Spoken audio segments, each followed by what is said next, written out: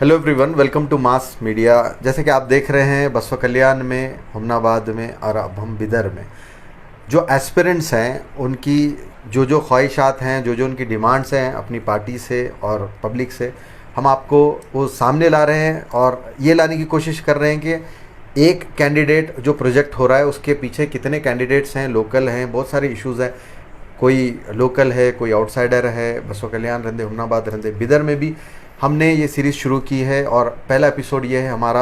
और हमारे साथ हैं शेख हाजी साहब जो कांग्रेस के सीनियर लीडर हैं और एस्पिरेंट हैं कांग्रेस पार्टी से 2023 के असेंबली इलेक्शन के लिए। सर, आपने टिकट की दावेदारी की है, पहले तो मैं आपको स्वागत करता हूँ मास मीडिया में।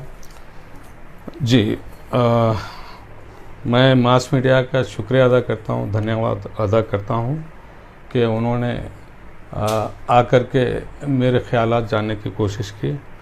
सर, मैं ये पूछना चाहूँगा, कांग्रेस में आपका कितना अरसा हो गया?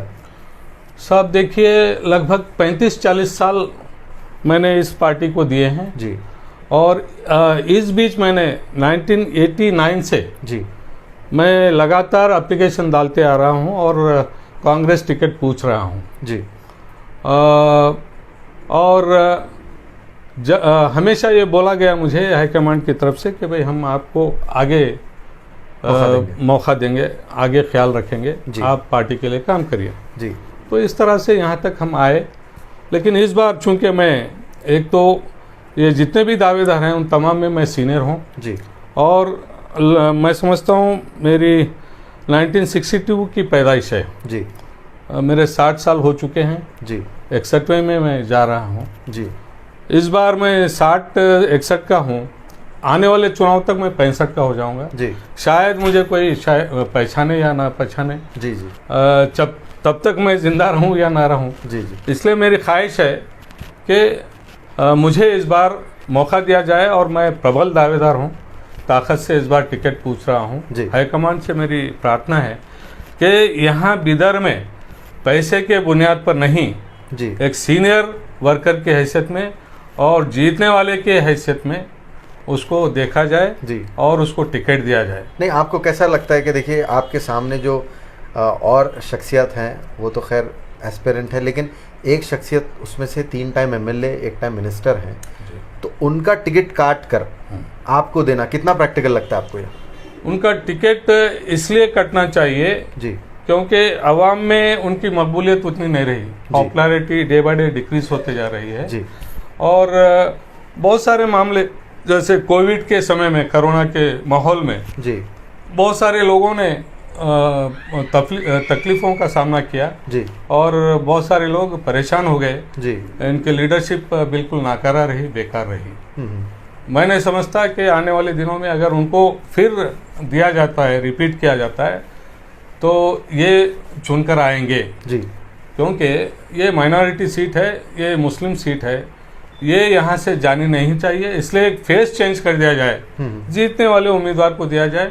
क्योंकि मैं सीनियर वर्कर हूँ, पार्टी का सीनियर लीडर हूँ, मुझे इस बार मौका मिलना चाहिए। नहीं, उनकी तरफ से इल्ज़ाम रहता हमेशा कि भाई पार्टी को कमज़ोर करने के वास्ते और ख़ासकर एक अक़लियत की सीट है यहाँ पे, वो अक़लियत की सीट को हराने के वास्ते हमेशा साजिशन जो है लोग उठ के आ जाते हैं हमेशा, बोल के ऐसा बोल देते उन्होंने। देखिए, पार्टी का अस्तित्व, पार्टी की पॉपुलैरिटी ही इन्होंने ही ख़त्म कर दिया बिदर में जी। इनका तालमेल बीजेपी से है, इनका तालमेल एमआईएम से है, इनका तालमेल सभी पार्टियों से है।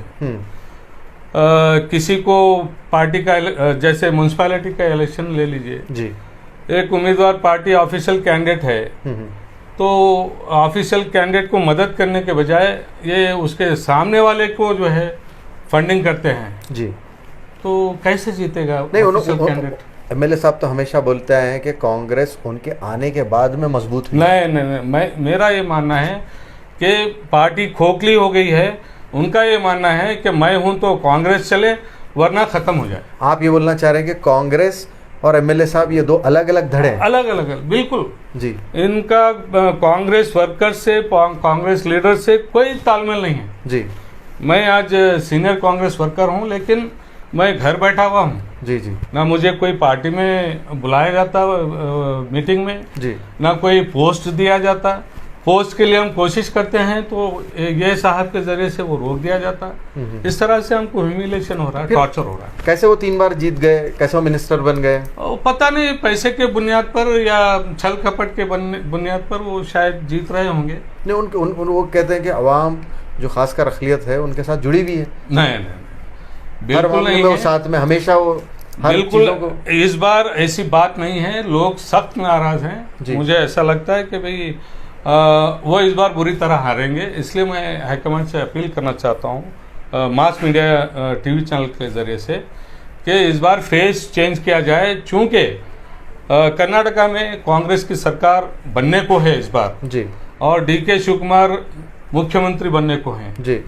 ऐसे में अगर कांग्रेस की एक सीट यहाँ से जा रही है तो उसके जिम्मेदार खुद रहीम खान होंगे और कोई नहीं।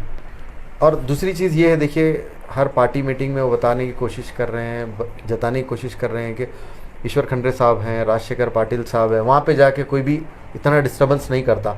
यहाँ पे देखिए 4-5 एस्पिरेंट आ गए हैं हराने के लिए, ऐसा उनका बोलने का मतलब है। तो आपको क्या लगता है कि ये 5 जो एस्पिरेंट ठहरे हैं सिर्फ और सिर्फ उनको डैमेज करने के लिए ठहरे हुए? नहीं, हमारा अधिकार है, हमको पार्टी ने और जमहूरी हमको अधिकार है कि जिस पार्टी में हम रह रहे हैं 35-40 साल हम जब दिए हैं जी, टिकट पूछने का अधिकार हम रखते हैं। और उन्होंने हमारा एप्लीकेशन सम्मान के साथ लिया जी। 2,05,000 रुपये हमने भी DD दी जी जी सबके साथ। और हम बिल्कुल प्रबल दावेदार है, मजबूत दावेदार है, इस बार हमको मिलना चाहिए, वरना जो है हमारे साथ अन्याय होगा। काउंसिल नहीं बन रही, लेकिन काउंसिलर्स भी इस बारे में कुछ नहीं बोल रहे, तो आपको क्या लगता है कि क्या प्रॉब्लम होगा क्या? क्योंकि ऐसा लगता है कि रहीम खान एक बहुत बड़े लीडर हैं जिसकी वजह से खामोश है सब। रहीम खान बहुत बड़े नेता है नहीं है, वो आने वाला वक्त दिखाएगा। लेकिन मुझे ऐसा लगता है, इससे पहले भी मैंने इस काउंसिल फॉर्मेशन के ताल्लुक से एक इंटरव्यू दी थी जी जी, मास मीडिया के जरिए ही जी जी, और लोगों ने उसको सराहा जी। मेरा ये मानना है कि रहीम खान साहब जो MLA हैं वो बहुत सारे काउंसलर्स को ये आश्वासन, ये यकीन दिलाया है कि साहब आपको मैं चेयरमैन बनाऊंगा, आपको बनाऊंगा, फलां को बनाऊंगा, इसलिए सारे के सारे खामोश हैं जी। और ये इसलिए असेंबली इलेक्शन से पहले काउंसिल फॉर्मेशन इसलिए नहीं करना चाहते हैं जी कि ये असेंबली इलेक्शन में गड़बड़ ना हो जाए जी। और दूसरा मुद्दा ये है कि ओल्ड सिटी के शहर में खासकर मैं आपको लेकर चलूँ, क्योंकि ऑलमोस्ट 40 से 60 हज़ार वोट वहाँ पे हैं। उनका जो डेवलपमेंट का जो मॉडल है UGD है, और जो है 24/7 पानी का और लाइट्स लैंप्स वगैरह, ये सब उनकी तरफ से हुआ बोल के बोलते। करोड़ों रुपए का बजट आता बोल के बोले, जैसे कि ब्रिम्स उनकी तरफ से आया, एयरपोर्ट उनकी तरफ से आया, और बिदर में सड़कों का जाल बिछा दिया उन्होंने और क्या डेवलपमेंट करना चाहिए। इतना डेवलपमेंट करने के बाद में आप लोग उनको अटैक करते, तो आपको क्या लगता है और क्या बच गया?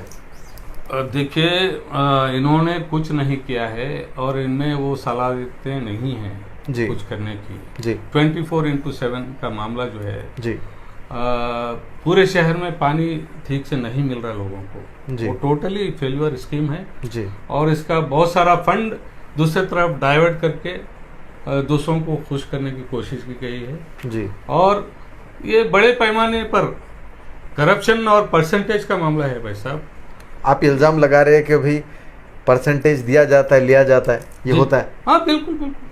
देखिए, भाजपा सरकार 40% की सरकार है बोलकर हम कांग्रेस से चीख कर विधानसभा के सामने बोल रहे हैं जी। हाँ जी।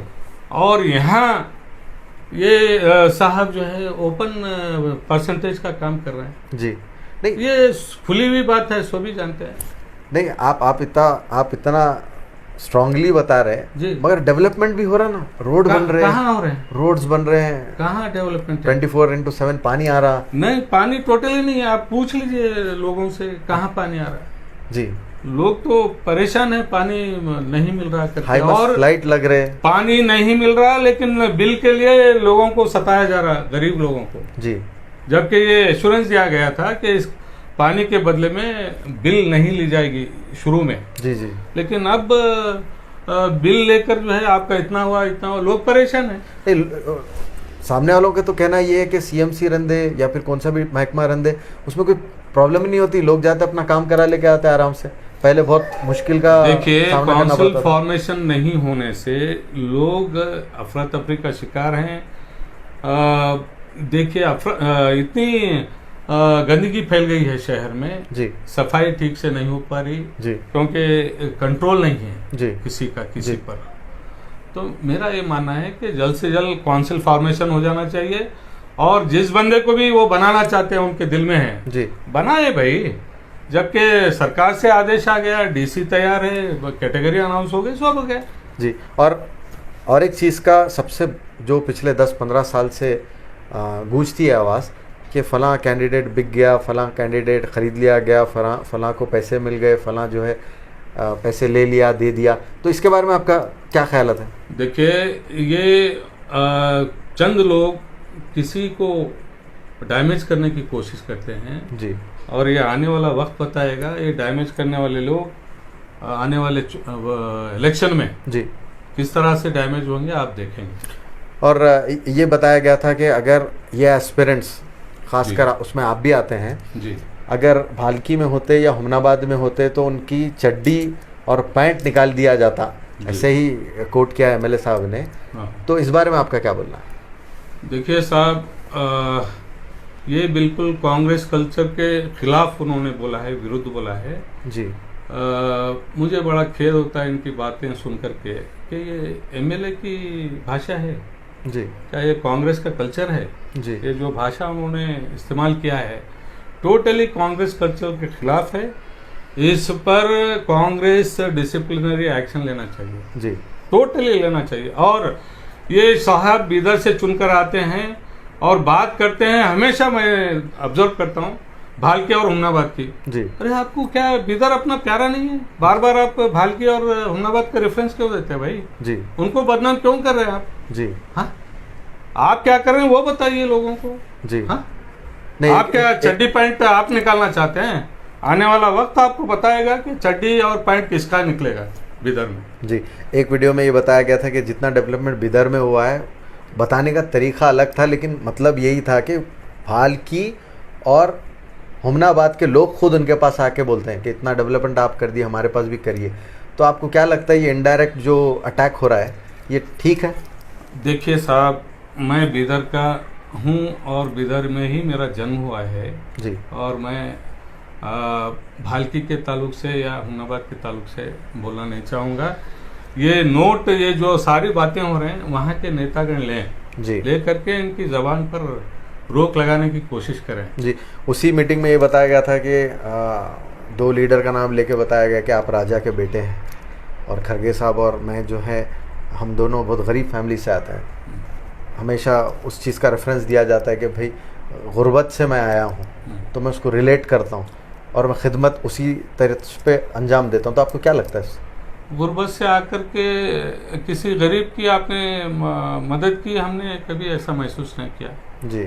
आप सिर्फ गुर्बत का ढोंग रचाते हैं। बड़े कलाकार हैं वो जी, बहुत बड़े कलाकार हैं बिदर के शासक जी।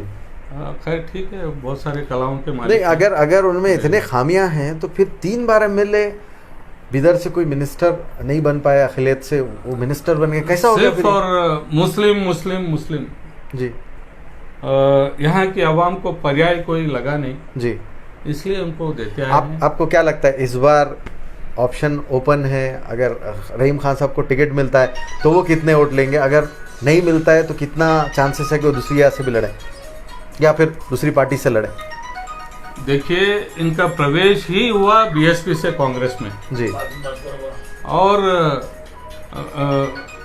मेरे को ऐसा लगता है कि भाई इस बार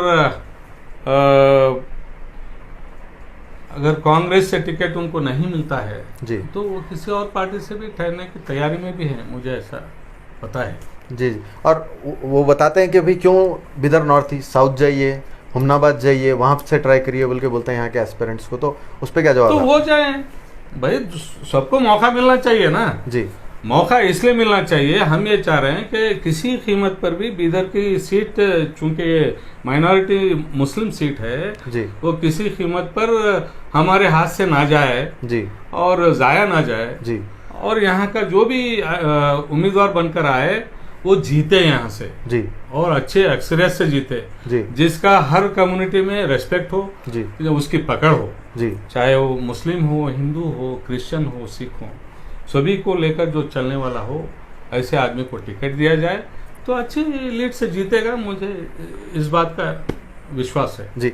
शासक हमारे जो हैं बहुत सारी चीज़ें ऐसे करते हैं जिस पे सवालिया निशान उठता है। सवाल उठाने पे, सवाल उठाने वाले पे ही सवाल उठ जाता है। जैसे कि मैं बताता हूँ आपको, 15 अगस्त का जो रैली निकालना था वो बिलेटेड होके वो लोग लेट करके निकाले, लेकिन दिन चूज़ करते हैं जुम्मा के दिन, निकालते हैं रैली आप 12 के बाद, तो और ओल्ड सिटी नहीं जाते। बहुत सारी चीज़ें ऐसे हैं जिसको सवालिया निशान पे कर देते हैं, तो इसका खामियाजा कहीं ना कहीं कांग्रेस पार्टी को उठाना पड़ेगा। देखिए साहब, इन रैलियों से, इन सारे मीटिंगें, जैसे फार्म हाउस पर वो मीटिंग बुलाते हैं, कभी हमको बुलाया नहीं जाता जी। और एक मैं एस्पिरेंट हूँ जी असेंबली टिकट का जी। वहाँ का हमारा DCCI ऑफिस का, डिस्ट्रिक्ट कांग्रेस कमेटी ऑफिस का एक अटेंडर है सुरेश करके, उससे फोन आता है कि हाजी साहब आपको MLA साहब ने फार्म हाउस आने को बोला है जी। क्या एस्पिरेंट्स का ये महत्व है, इम्पोर्टेंस है आपके पास? जी जी। सीनियर वर्कर का, सीनियर लीडर का ये इम्पोर्टेंस है आपके पास जी। आप मैं डिस्ट्रिक्ट कांग्रेस कमेटी से और KPCC हाईकमांड से ये दरख्वास्त करूंगा, ये चूंकि रहीम खान MLA खुद एस्पिरेंट है आने वाले इलेक्शन के जी, जब तक के क्लियर नहीं हो जाता कि कौन यहाँ का उम्मीदवार है, डिक्लेयर नहीं हो जाता, तब तक वहाँ फार्म हाउस वगैरह जैसे आउटस्कर्ट्स पे पार्टी मीटिंग्स ना हो। जी जी। डिस्ट्रिक्ट कांग्रेस ऑफिस है, VK Patil, late VK Patil, उनको मैं धन्यवाद देता हूं कि उन्होंने पार्टी के लिए एक ऑफिस बनाकर डोनेट किया है जी, उसका सही इस्तेमाल हो जी, वहां पर मीटिंगें हो। आप ये बोलना चाह रहे हैं कि फार्म हाउस से पूरी कांग्रेस चल रही बिदर की? ये बिल्कुल मैं बोल रहा हूँ ना साहब, मनमानी चल रही है, किनको बुलाना है किनको नहीं वहाँ तय होता है जी, और मनमानी होती है और कुछ नहीं। जो कांग्रेस में ओहदेदार हैं आपको लगता है कि काबिल है? अब वो काबिल है या डिस्ट्रिक्ट या फिर सिटी के जो भी बोलेंगे आप? नहीं, काबिल है या नहीं आने वाला वक्त दिखाएगा। वो सीमित हैं वो लोग जी, वो जो चाहते हैं वो करते हैं, जो नहीं चाहते वो नहीं करते। जी जी। अगर कांग्रेस उनको टिकट देती है किसी स्टेज में, तो फिर आपको क्या लगता है कि उनको कितने वोट मिल सकते हैं अगर दे? बुरी तरह हारेंगे, मेरे को इस बात का एहसास हो रहा है। और मैं सभी लोगों से अपील करना चाहूँगा, यहाँ के हमारे वर्किंग प्रेसिडेंट ईश्वर जी हैं जी, KPCC अध्यक्ष हमारे DK शिवकुमार जी हैं जी, ऑल इंडिया के सदर रेस्पेक्टेड हमारे सीनियर मल्लिकार्जुन खड़गे साहब हैं जी अध्यक्ष, उनसे मैं अपील करना चाहूँगा कि स्टेट इंटेलिजेंस रिपोर्ट लें बीदर प्रॉपर के ताल्लुक से, बीदर नॉर्थ 50 असेंबली के लिए, और सेंट्रल इंटेलिजेंस की रिपोर्ट लें और पार्टी के तरफ से जो सर्वेस हो रहे हैं उसकी रिपोर्ट ले करके तय करें कि भाई जीतने वाले बंदे को दें और यहाँ पैसे की बुनियाद पर टिकट ना दिया जाए जी। एक सीनियर वर्कर को हम जीतने वाले वर्कर को देने वाले हैं, ऐसा तय करें जी। हाईकमांड से मेरी अदवन गुजारिश है कि इस बार मेरे पास पैसा नहीं है साहब, पैसा नहीं है, लेकिन मैंने अपार लोगों की सेवा की है जी। 35-40 साल मैंने पार्टी को अपने दिए हैं और इस बीच मैं काउंसलर रहा, नॉन करप्ट रहा, परसेंटेज की बुनियाद पर कोई काम नहीं करवाया मैं जी। और मैं अगर चुनकर आता हूँ अवाम के आशीर्वाद से, मुझे अगर टिकट दिया जाता है तो आने वाले दिनों में मैं परसेंटेज फ्री जी, करप्शन फ्री जी सर्विस दूंगा 24/7 24 घंटे। और डिस्ट्रिक्ट हॉस्पिटल जो आज हालत है उसकी जी, उसको मैं आदर्श हॉस्पिटल बनाने की कोशिश करूंगा, क्योंकि मैंने उस हॉस्पिटल के जरिए से बहुत सारी सेवाएं अवाम को दी हैं और मुझे अगर मौका मिलता है तो द बेस्ट हॉस्पिटल लोग कहें जी, इस तरह का मैं माहौल बनाने की कोशिश करूंगा और फ्री एम्बुलेंस की सर्विस दूंगा जी, चाहे वो शोलापुर जाए पेशेंट को लेकर इमरजेंसी में या चाहे हैदराबाद जाए, फ्री सर्विस। जी। मेरा आखिरी सवाल आपसे, क्या आपको ये स्ट्रांगली लगता है कि पार्टी इस बारे में सोचेगी कि 3 टाइम विधायक को जो जीते हुए हैं यहाँ से और 1 टाइम मिनिस्टर हैं वो, उनको टिकट ना दे के आपको टिकट देगी? देखिए 2013 में जो शासक चुनकर आए थे जी, वो 2018 में उनको टिकट नहीं दिया गया है। मैं बीजापुर का रेफरेंस दे रहा हूँ आपको। जी, जी, बागवान साहब जी, वहाँ के जी, सिटिंग एमएलए हुआ करते थे जी, एंटी इनकमेंसी है और उनके खिलाफ माहौल है करके उनको रोक दिया गया, उनको टिकट नहीं दिया गया, किसी और को दिया गया। जी, यहाँ भी इनके खिलाफ टोटली एंटी इनकमेंसी है जी, और वो एक अपने गुरूर और घमंड में चल रहे हैं जी, कि मैं बिल्कुल बहुत बड़ा व्यक्ति हूँ, पैसे वाला हूँ। वो एक गुरूर में है, एक अलग दुनिया में वो जी रहे हैं जी, और उनसे जो है प्रैक्टिकल मामलों से कोई लेना देना नहीं है। जी, मुझे ऐसा लगता है अगर उनको दिया जाता है बुरी तरह कांग्रेस यहाँ से हारेगी।